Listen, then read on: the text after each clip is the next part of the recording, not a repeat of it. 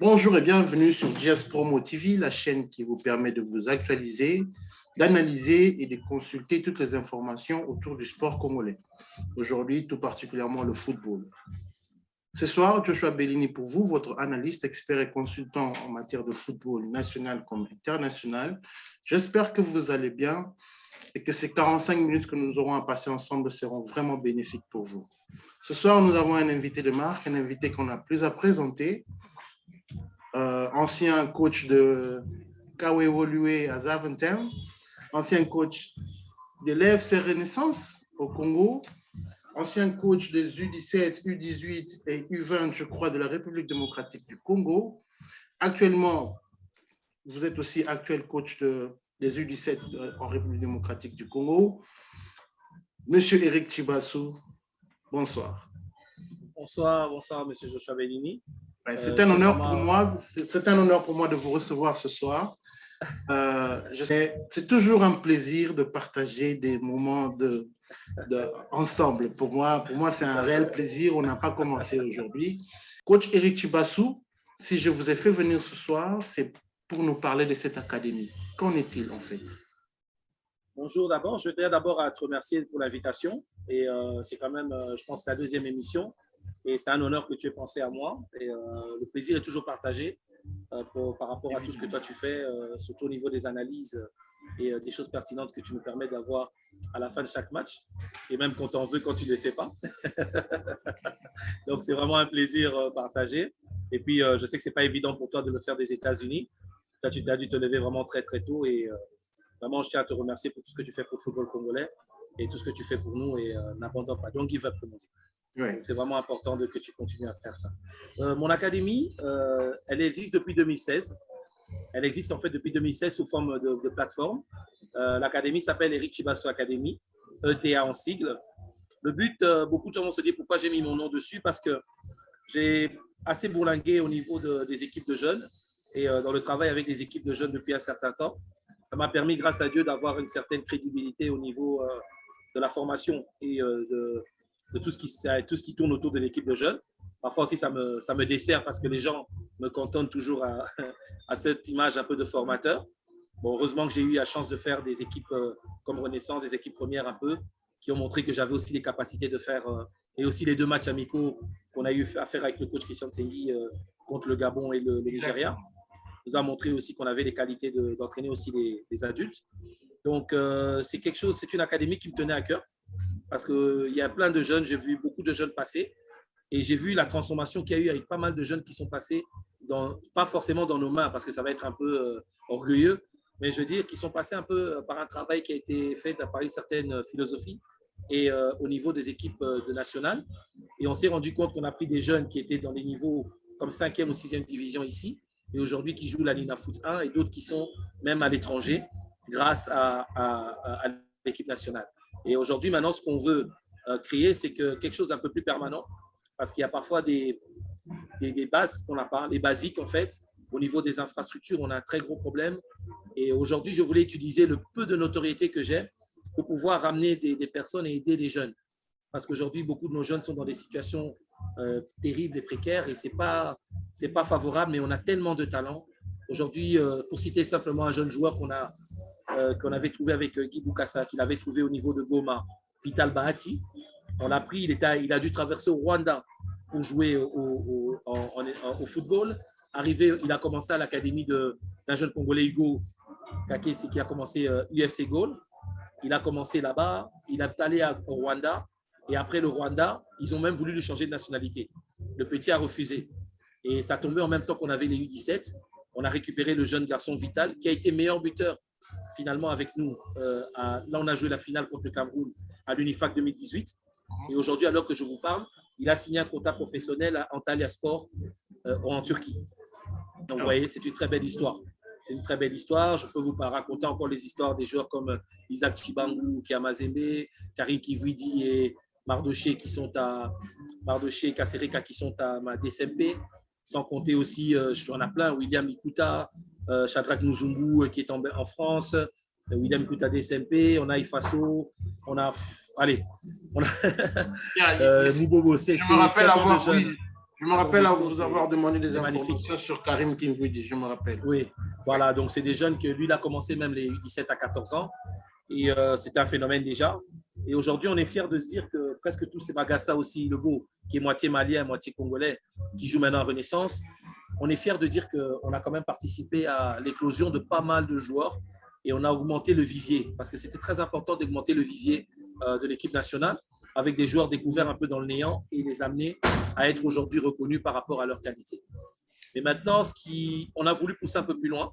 J'ai voulu essayer de rentrer dans une méthodologie parce qu'au fil des années, j'ai créé une sorte de méthode qui a marché parce qu'on a réussi à faire des résultats en ayant un lapsus de temps très court. Je peux vous dire, parfois, j'ai qu'une semaine ou deux de préparation. Et grâce à ça, on a quand même réussi à être 2 fois vice-champion de l'UNIFAC, d'être 3e avec les U17, 2 vice-champions de l'UNIFAC. On a été 3e à la COSAFA avec les moins de 20. On a fini 4e au jeu de la francophonie, mais en battant la France. On a été quand même dans le dernier carré, alors qu'on n'avait pas beaucoup de temps de préparation. Donc, cette méthodologie-là, on s'est dit que si maintenant on l'adaptait avec un temps plus long, avec des joueurs qui sont beaucoup plus frais dans leur tête, sans un peu tous les bêtises qu'il y a, vous connaissez un peu nos bêtises, oui. Que nos joueurs puissent être purs et qu'on puisse travailler dedans en les éduquant et en mettant la langue, en mettant en même temps comment dire ça, en mettant aussi au-delà de la langue, de mettre aussi l'éducation, parce que moi c'est vraiment ça qui est vraiment primordial. C'est que même s'il arrête le foot aujourd'hui, qu'il soit inséré dans la société, c'est ce qui est en train d'être mis en place via les différents contacts qu'on a. Donc, ETA aujourd'hui, on aura une première phase des joueurs qui ont moins de 15 ans, moins de 16 ans. Ce seront des joueurs, en majeure partie des joueurs qu'on va détecter et qu'on va acheter, qui ne seront pas propriétaires de ETA.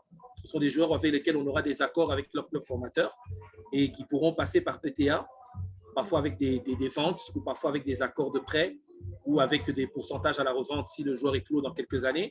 Nous, ce qu'on va assurer aux gens, c'est une formation et leur amener avec un suivi un peu plus professionnel pour pouvoir les permettre à la fois de subvenir à quelque chose. C'est pour ça qu'on a besoin de fonds, on a besoin d'infrastructures et on ne va pas s'arrêter qu'à Kinshasa. C'est pour ça qu'on a besoin d'infrastructures pour créer une sorte de sport-études avec internat qui va nous permettre d'aller chercher le joueur, entre guillemets, on va dire à Béni.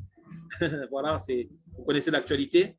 Ce serait vraiment une victoire pour nous aujourd'hui de se dire que ETA est allé chercher un superbe talent qui était dans les zones pareilles, à Mandaka, à Bandoudouville, à Kananga, à Mujimai, à Kisangani, à Bukavu. Je ne vous coupe pas la parole, coach. Je ne vous coupe pas la parole. Quand vous parlez d'infrastructure, oui. Avez-vous déjà présenté ce projet à des membres du gouvernement? Avez-vous déjà préparé un projet solide pour convaincre ces personnes de vous soutenir en matière d'infrastructure et aussi en matière d'appel de fonds?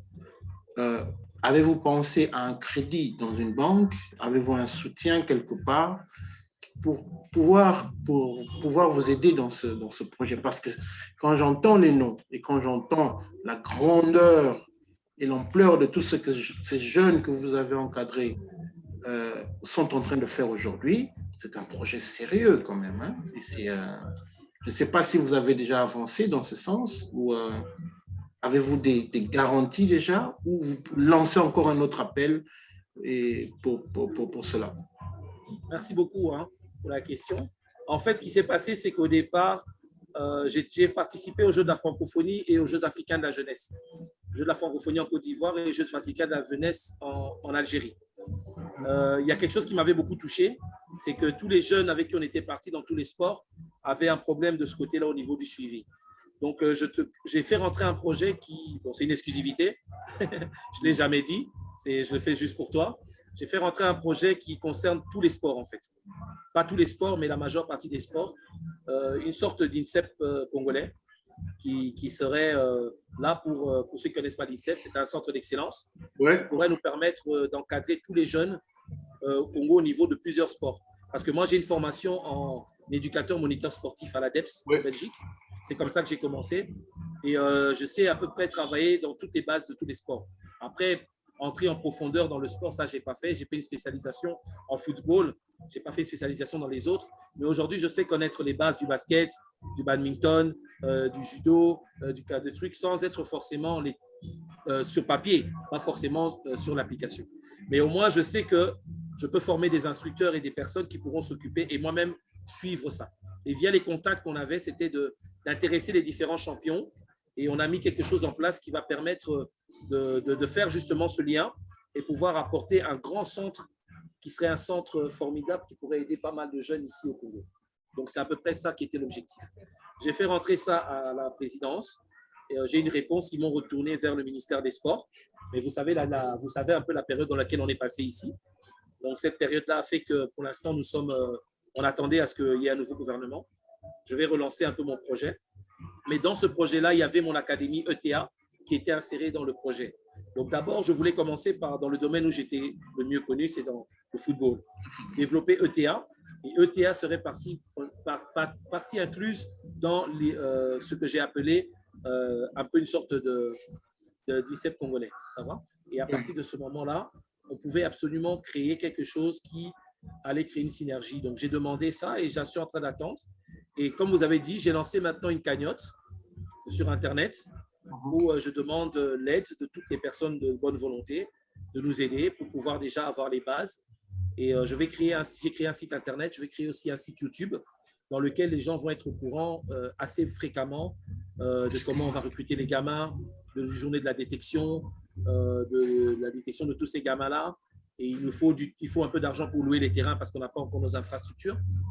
La location du terrain, il nous faut la location du terrain, on a déjà reçu quelqu'un qui nous a donné du matériel.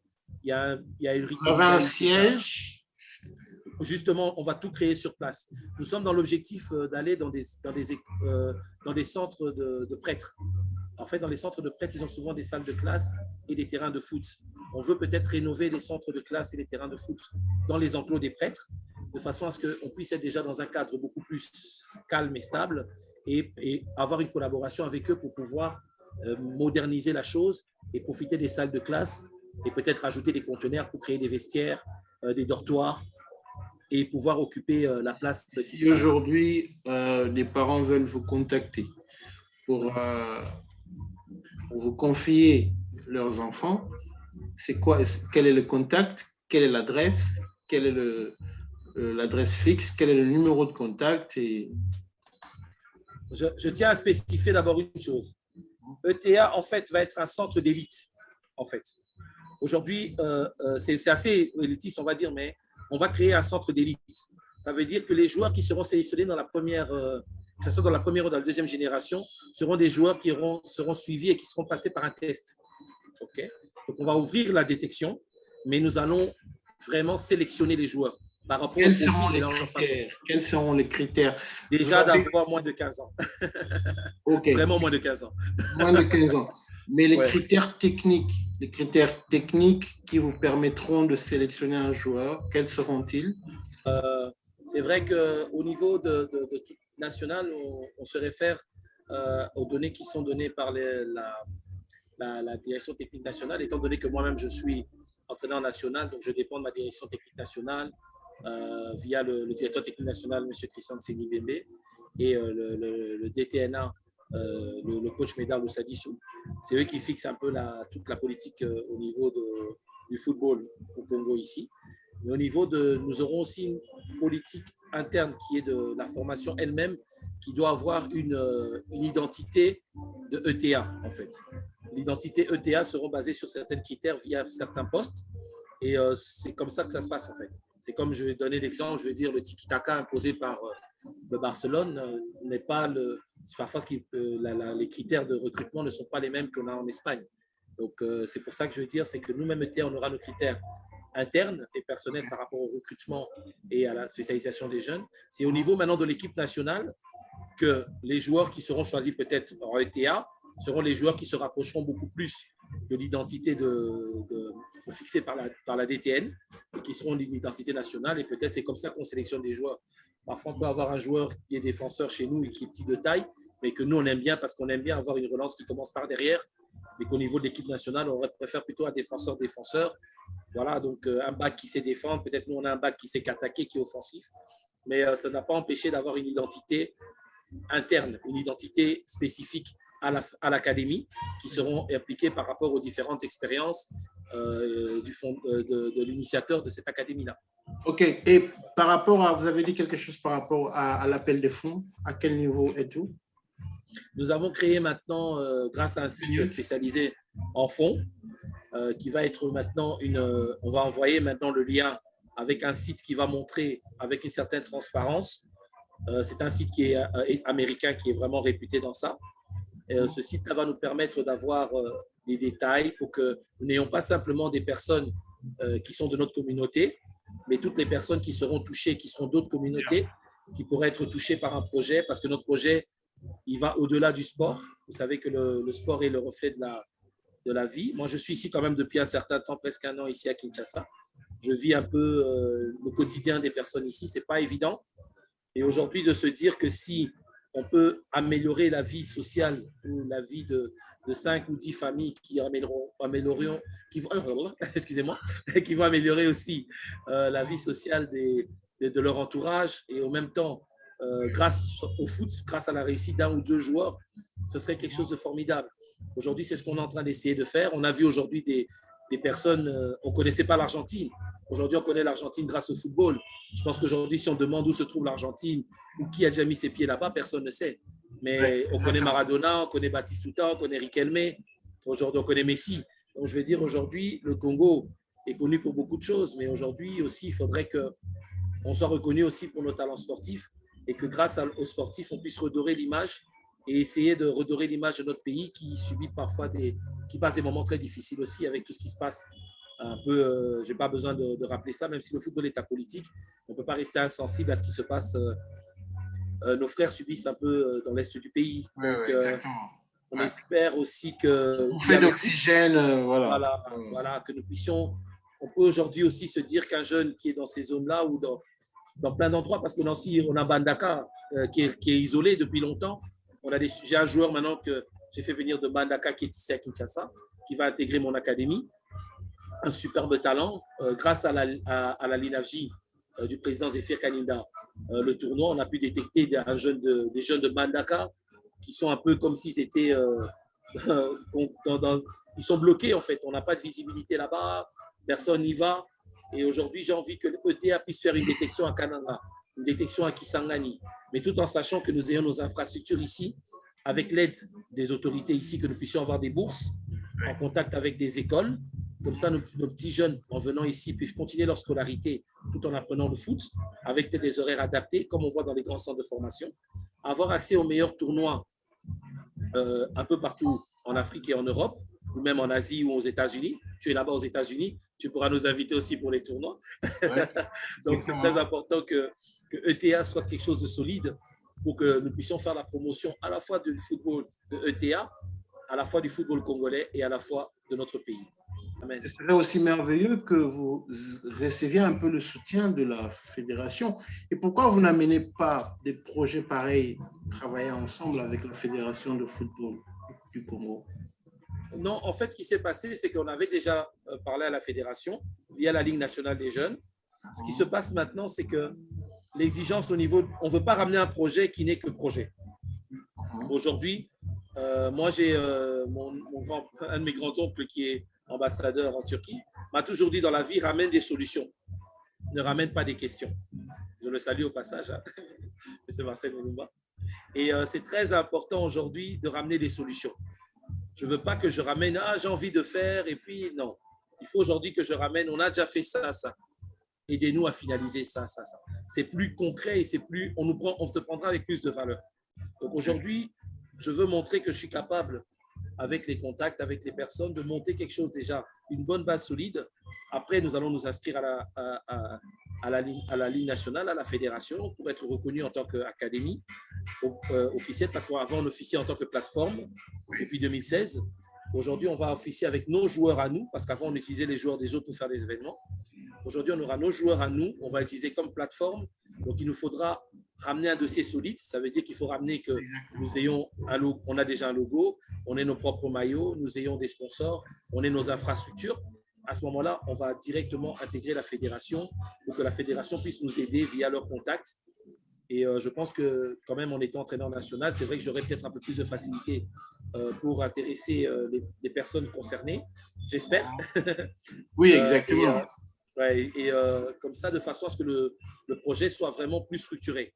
Aujourd'hui, on est encore à l'étape où on a besoin de partenaires. On Oui, a ouvert l'académie comme les socios, comme on voit au Real Madrid. oui, oui. Ça veut dire qu'aujourd'hui, tu peux être Joshua là-bas, tu as participé à la création de l'académie. Tu viens à Kinshasa, tu viens voir l'académie comme tout actionnaire pour voir comment l'académie a commencé. C'est vrai qu'on n'est pas actionnaire, on va te remettre de l'argent, mais tu seras une partie prenante de notre académie. Ça veut dire que quand on arrive, tu viens voir l'académie, tu vois l'évolution de l'académie, tu as ton mot à dire, nous donner des conseils, nous dire voilà, avancer dans ça, nous apporter encore un peu plus. Nous, ce qu'on peut apporter, c'est simplement dire que grâce à Joshua, notre partenaire, M. Joshua Benigni, nous avons réussi à construire un vestiaire. Nous avons réussi à avoir ça. Donc, c'est pour ça Vous qu'on avez fait. déjà tous les documents légaux pour vous éviter des ennuis dans le futur? Oui, tout va être mis légalement quand nous aurons vraiment les infrastructures. Ok. Aujourd'hui, ce qu'on veut, c'est mettre les infrastructures en place et de façon à ce que nous ayons tout. Les Donc, pour projets, l'instant, les statuts, tout est oui, déjà ça, c'est déjà fait. Les statuts sont faits, le projet est déjà mis en place. Ce que nous demandons d'abord, il faut de l'argent pour tout ça. Donc, avant que nous puissions le mettre au niveau, légaliser au niveau de la fédération d'abord et légaliser au niveau de notre avocat, il faut que nous ayons d'abord Vous avez sûr dit que d'avoir les vous moyens. avez fait venir un petit gamin de Mbandaka qui est, Oui. si je comprends bien, il est pris en charge par vous en ce moment. Non, il a encore pris en charge par sa famille. Ah, ok. Il avait de la famille sur Kinshasa. On l'a fait venir. Et là, comme nous agissons sous forme de plateforme, il participe à nos niveaux d'entraînement spécifiques et à notre suivi. Où est-ce que Quand on vos a aussi un peu de entraînements fonds. sont donnés? Pour l'instant, nous avions travaillé au terrain Vélodrome de Kitambo. Oui. Et là, maintenant, on essaye de travailler au terrain Kérigol de 20 mai aussi. On peut avoir un accord avec eux. Mais ce qu'on veut vraiment, c'est d'avoir nos propres infrastructures. Ok. Parce que ce n'est pas évident. Et comment est-ce que vous procédez dans la détection? Vous allez sur place dans des compétitions de quartier ou comment? Pour détecter un enfant de 14 ans, par exemple, vous vous déplacez en Bandaka ou bien vous allez dans des matchs de quartier, dans des écoles, par exemple? En fait, au départ, on a utilisé un peu le même réseau qu'on avait en équipe des moins de 17 ans. J'ai utilisé le même réseau parce que je connais les différents clubs qui ont une bonne formation. Et puis après, à partir de là, je me suis déplacé pas mal. Mais au niveau de la détection, en fait, je l'ai expliqué, c'est que nous allons d'abord nous allons faire peut-être 3 ou 4 jours de détection. Mais nous aurons une partie de joueurs qui seront invités. Je tiens à spécifier. Les joueurs invités, ce sont des joueurs qui feront partie de l'académie, avec lesquels nous aurons des accords avec leur président. Okay. Parce que ce sont des joueurs que nous voulons dans l'académie. On les a détectés. Et nous aurons une deuxième partie de joueurs qui seront, comment on appelle ça, viendront de la détection. Donc, nous allons faire 3 jours de détection, 2 jours de détection, 2 ou 3 jours de détection dans lesquels tout le monde peut venir s'inscrire. Okay. Tout le monde peut venir s'inscrire. À ce moment-là, dans ces 3 jours de détection-là, nous allons fixer, nous-mêmes choisir les joueurs qu'on veut compléter pour finaliser l'équipe et avoir un effectif de 25 joueurs. Ah, okay. Et comment vous allez opérer pour la campagne? Vous allez passer par la télé? Vous allez passer par... Oui, on va faire passer par la télé, par les médias. On le passe déjà par vous aussi. Oui. on va faire pas mal de bruit. Mais pour l'instant, on ne veut pas passer parce que vous savez, passer aussi, ça demande des... Exactement, il faut que ce soit du concret. Voilà, il faut qu'on soit concret. Donc, ce qu'on veut, c'est d'abord d'avoir un budget. Visibilité, budget, voilà, finance, organisation, donc structure, infrastructure, et voilà. Puis annoncer. Donc, on fait les choses dans l'ordre. Parce qu'aujourd'hui, si on veut concerner un grand club, par exemple, de venir être parrain de notre infrastructure, on ne va pas leur dire on est en train de projeter d'avoir un terrain. Non, il faut qu'aujourd'hui, ils voient qu'on a un terrain. Nous avons fait déjà la spécification. On nous envoie les images de nos gamins. Parce qu'à la fin de la détection, on va faire un match amical qui va être filmé et on va montrer aux gens les gamins parce qu'on va mettre ça journalièrement sur notre page YouTube pour que les gens voient comment on a détecté et aussi que les gens soient aussi proches de ces gamins-là. Aujourd'hui, il y a un joueur, je te donne un nom. Il y aura un petit qu'on a découvert à Tchangou qui est exaucé. J'espère que je ne fais pas de bêtises. Mais c'est un petit qui est tout petit comme ça, mais formidable. On essaiera de vous le montrer. Vous allez voir comment il est et vous allez voir comment il joue sur un terrain. Ça va permettre aux gens aussi d'avoir une certaine, comment dire ça, une certaine proximité avec l'académie et d'avoir aussi se dire, voilà, j'ai fait quelque chose aujourd'hui Et on va faire des reportages pour vous montrer aussi parfois où habitent ces jeunes-là, d'où ils viennent, les conditions dans lesquelles sont les familles. Parce qu'aujourd'hui, on ne se rend pas compte parfois tu aides quelqu'un, tu ne te rends pas compte. Aujourd'hui, il y a des gamins qu'on a aidés, je ne vais pas citer des noms par respect, mais nous, on a vu parfois dans les conditions dans lesquelles ces jeunes vivaient. Et aujourd'hui, on est fiers de se dire, de voir ce gamin-là, il est professionnel et il sait nourrir sa famille. On n'a pas eu de l'argent dessus, hein, mais quand on voit les parents, la façon dont ils nous remercient, simplement le merci des parents, on se dit qu'on a fait quelque chose de bien aujourd'hui. Ça peut contrebalancer, contrebalancer le jour du jugement dernier. Avant de si vous devriez faire un message de 30 secondes pour les gens qui vous suivent par rapport à votre projet, que diriez-vous? Top. Merci beaucoup, merci encore. Je tiens à dire à tout le monde, aujourd'hui, le projet qu'on fait, c'est un projet, à un moment donné, j'avais lancé l'Asbel Léopard. L'Asbel Léopard qui aujourd'hui s'occupait de recruter les jeunes au niveau de l'Europe. Et grâce à ça, on a réussi à sensibiliser des jeunes comme Abouati, Tisserand, tous ces gamins-là qui nous ont aidés à prendre l'équipe nationale. Je pense qu'aujourd'hui, la structure qu'on veut faire, c'est presque la même structure, mais je veux la faire au pays. Je veux la faire au pays pour qu'on puisse sortir les meilleurs talents et leur donner la chance de pouvoir aujourd'hui avoir quelque chose, un suivi et avoir une suite au niveau international. Aujourd'hui, on se plaint de ne pas avoir des joueurs dans les très grands clubs. C'est parce qu'aujourd'hui, il nous manque aussi une politique aussi au niveau de la formation. Aujourd'hui, les grands clubs achètent des joueurs finis à 16 ans, 17, 18 ans. Ils les repèrent déjà à 14 ans et puis à 18 ans, les font signer.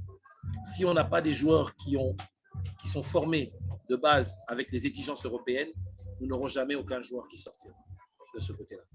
Et pourtant, ce n'est pas le talent qui manque ici au Congo. Donc aujourd'hui, ce que je demande à tout le monde, c'est de nous aider. Aujourd'hui, chaque idée, c'est un peu utopique au départ. Ça part toujours d'une idée et aujourd'hui, ça peut faire quelque chose de grand. Aujourd'hui, on en parle comme ça. Mais si aujourd'hui, ça marche et que vous êtes une partie de ce projet-là, vous serez fiers de vous dire qu'aujourd'hui, vous avez participé à quelque chose qui a permis d'aider le football congolais. Voilà. Aujourd'hui, ce n'est pas simplement Eric Chibassou. Moi, j'ai simplement utilisé mon nom par rapport au travail que j'ai fait et d'essayer un peu de pérenniser quelque chose. Et je demande maintenant le soutien de tout le monde pour qu'on puisse aller plus loin et qu'aujourd'hui, on ait encore plus de joueurs dans les meilleurs championnats et dans les meilleures structures possibles. Voilà.